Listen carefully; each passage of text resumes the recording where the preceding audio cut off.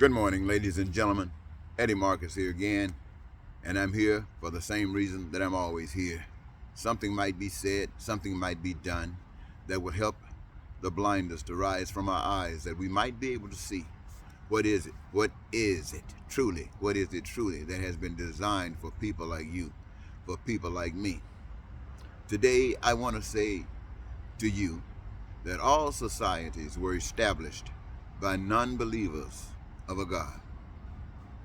If there is a God, they confessed, its absence gave them the authority to sit in its place until God is seen or made known. Well, so says the king, so says the queen, so says the Pharaoh, so says the Caesars, the communists, the socialists, and the democracies as well as the dictators.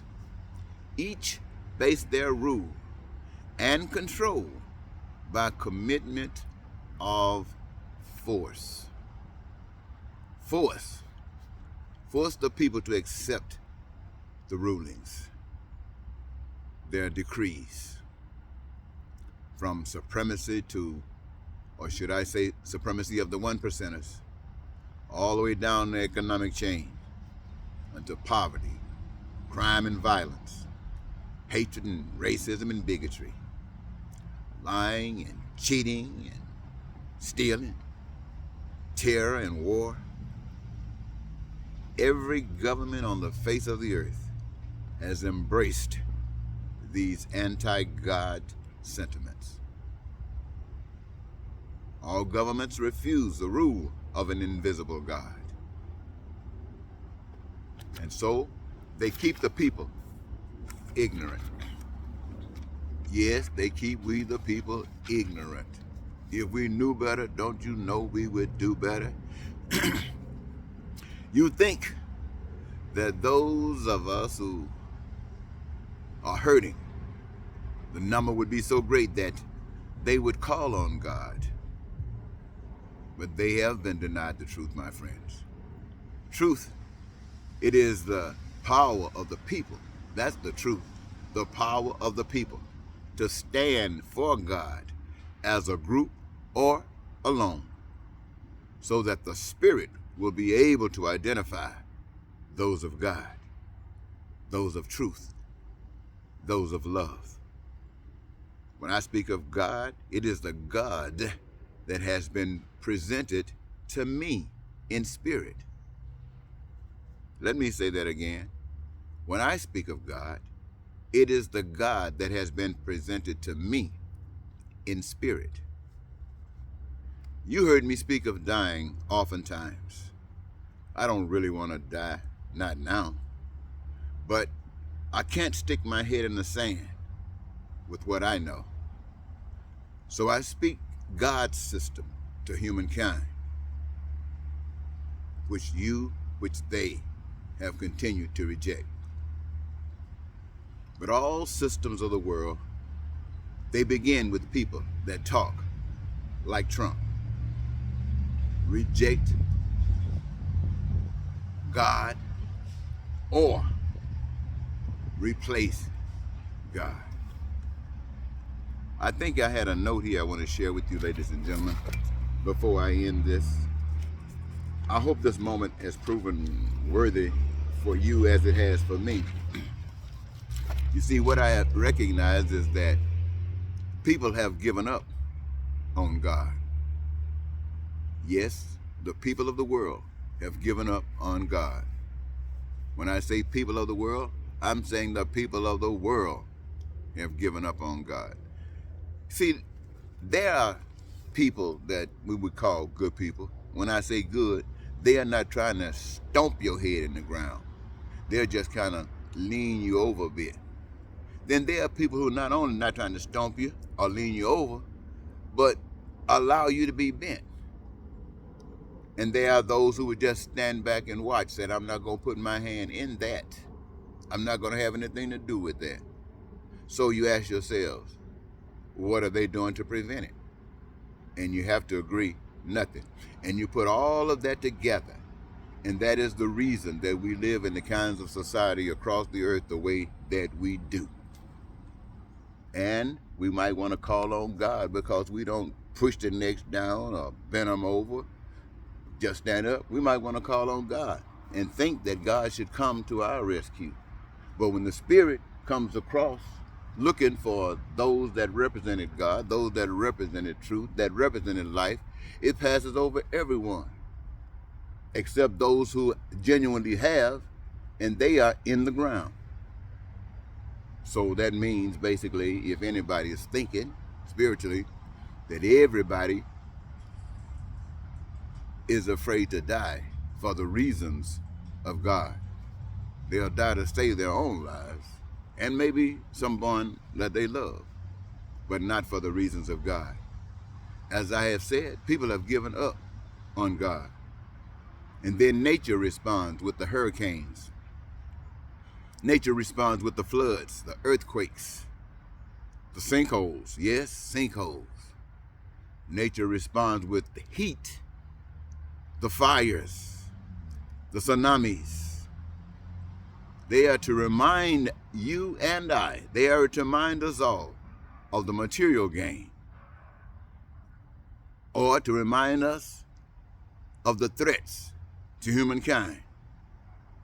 And these, my friend, that we have relied upon does not replace God. All of these that we have held so high, that have lifted us up to places we wanted to be, cannot save us. And only a God system can, if you are lucky enough to find it.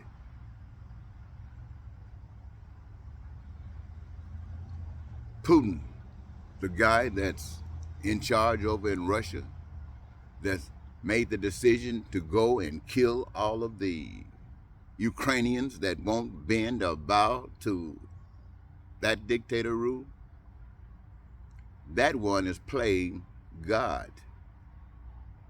And everywhere on earth where that is happening just like that, they are playing God.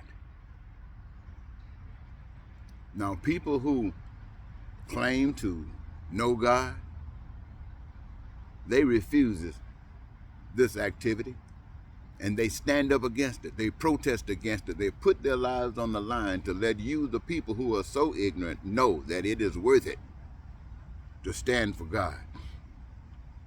You have heard it said in America that Memo is the place where democracy was going to lead those who represent the government to. Speaker of the House, the President, and others would be there and be mauled. This is what they were saying that is to happen if certain people were in power here in the United States of America. And a third of the nation's people have said this is what we want. We want others to be abused. We want to see them shot if they don't conform.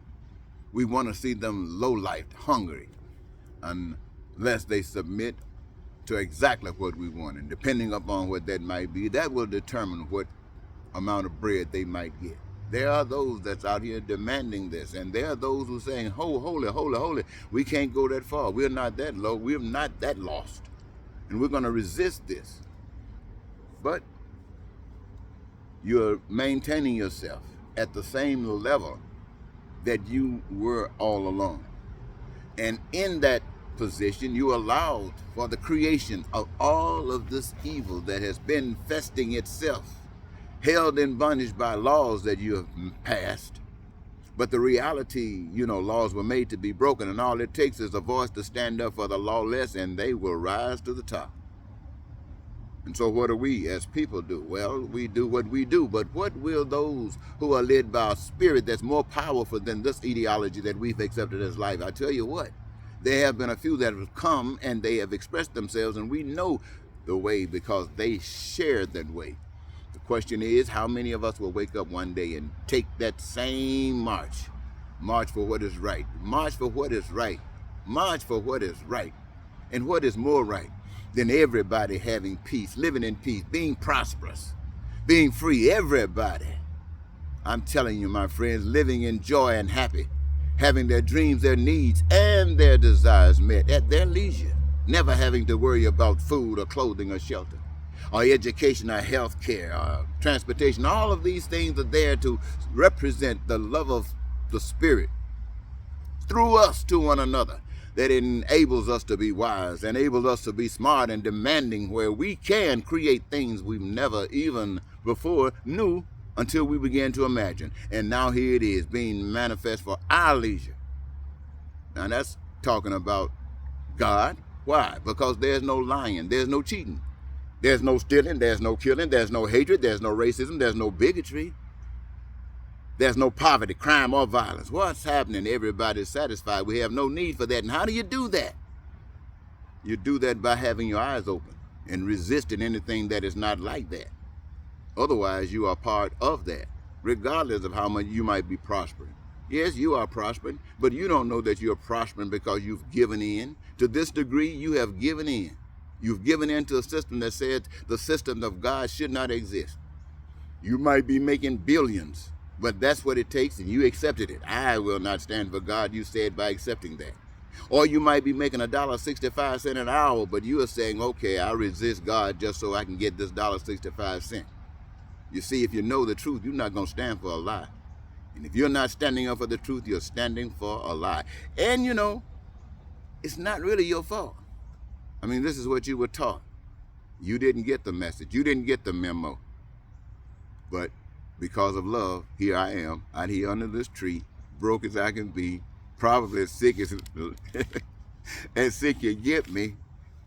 But I'm free enough to tell you what I'm telling you. And I guarantee you the church that you go to tomorrow will not tell you anything about this.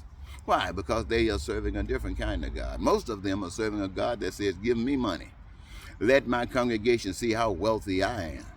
Let them be moved and drawn by the wealth that you've given me, so that when I tell them about you, I can make them think that something is going to happen outside of that which sneaks upon you when you're not paying attention.